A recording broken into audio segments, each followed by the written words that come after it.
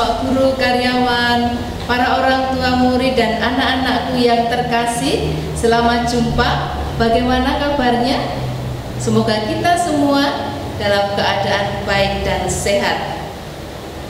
Pada kesempatan ini, pertama-tama saya mengajak semua untuk memanjatkan puji dan syukur kehadirat Tuhan karena atas kasih dan penyertaannya kita semua masih dipertemukan meskipun secara virtual dalam rangka memperingati Hari Pahlawan.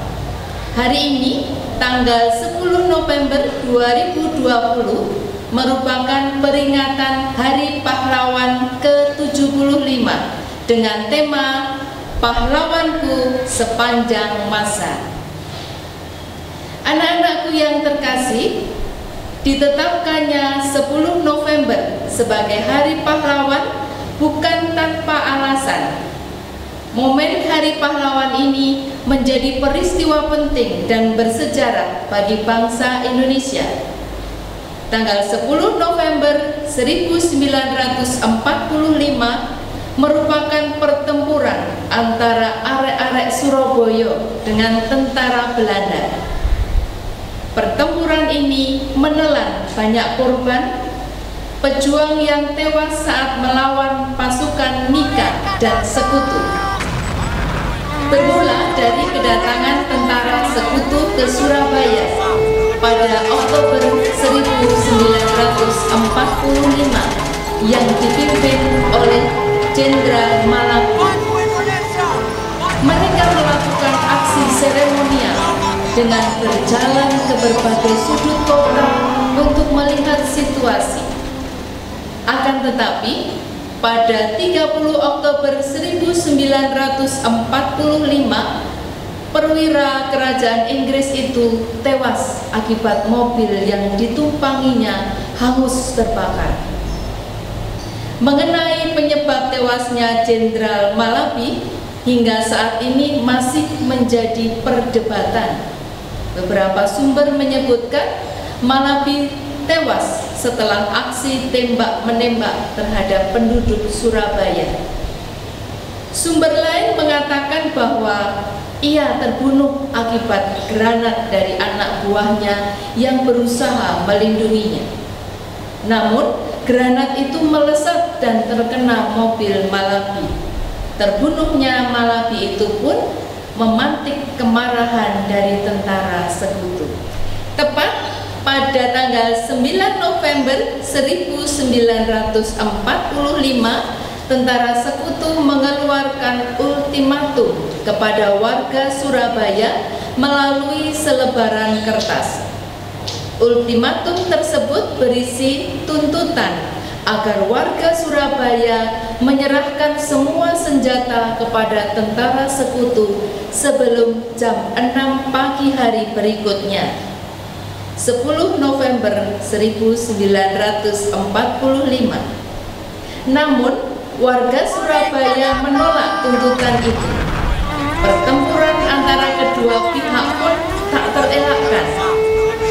Pertempuran yang berlangsung lebih dari 3 minggu itu memakan ribuan korban jiwa di pihak Indonesia. Salah satu tokoh kunci yang terkena pada saat perjuangan itu adalah Bung Tomo, yang mampu menyalakan semangat perjuangan rakyat lewat siaran radionya. Nah, peristiwa tersebut merupakan perjuangan para pahlawan bangsa ini dalam memperoleh kemerdekaan Indonesia. Anak-anakku yang terkasih, tema Hari Pahlawan tahun 2020 ini dipilih dengan pertimbangan. Kalau dulu pahlawan identik dengan perjuangan melawan penjajah, mengantarkan Indonesia pada kemerdekaan. Namun, di era masa kini, makna pahlawan bisa dipahami dari berbagai pengertian. Mereka adalah sosok panutan yang dapat membawa perubahan dengan memunculkan ide, karya yang inovatif dan bermanfaat tidak hanya untuk dirinya sendiri, namun juga bermanfaat untuk masyarakat di sekitarnya, lingkup regional, nasional, bahkan dunia, serta memberikan kontribusi positif dalam berbagai sisi, dari segi ekonomi, sosial, budaya, seni, politik, bahkan pariwisata dengan lingkup lokal hingga internasional. Dulu profesi ini kurang dikenal, berkat adanya sosial media menjadi viral dan dikenal oleh masyarakat luas, dan bahkan menjadi suatu gerakan untuk memajukan Indonesia ke arah yang lebih baik. Sebagian masyarakat memandang mereka sebagai pahlawan. Anak-anakku, sebagai generasi penerus bangsa, mari kita tetap menghargai dan menghormati jasa para pahlawan yang telah berjuang untuk kita. Kita lanjutkan perjuangan dan karya-karyanya. Maka tetaplah semangat, tingkatkan kreativitas, dan lebih inovatif dalam mengembangkan bakat dan kemampuan yang kalian miliki. Dengan cara lebih rajin dalam belajar, sopan dalam tindakan, dan tetap berpedoman pada pendidikan karakter yang ada.